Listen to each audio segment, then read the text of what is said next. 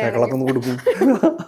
അല്ല പിന്നെ പോസിറ്റീവ് പറയുന്ന ആൾക്കാരുണ്ട്, നെഗറ്റീവ് പറയുന്ന ആൾക്കാരുണ്ട്, രണ്ടും ഉണ്ട്. അപ്പം എനിക്കൊരു പോസിറ്റീവ് കിട്ടിയാലും നെഗറ്റീവ് കിട്ടിയാലും ഞാൻ കൂടുതൽ പോസിറ്റീവിന് ഫോക്കസ് ചെയ്യും. നെഗറ്റീവ് കിട്ടുന്നത് ഇപ്പോൾ നെഗറ്റീവ് പറയുന്നത് പടം ഇന്ന പരിപാടി ചെയ്യും, ഞാൻ ചെയ്ത പടത്തിൽ ഇത് ഭയങ്കര മോശമെന്ന് പറഞ്ഞാൽ അത് ഞാൻ അക്സെപ്റ്റ് ചെയ്യും. കാരണം അത് മോശമാണെങ്കിൽ മോശമാണ്, ചെയ്ത പരിപാടി മോശമാണ്.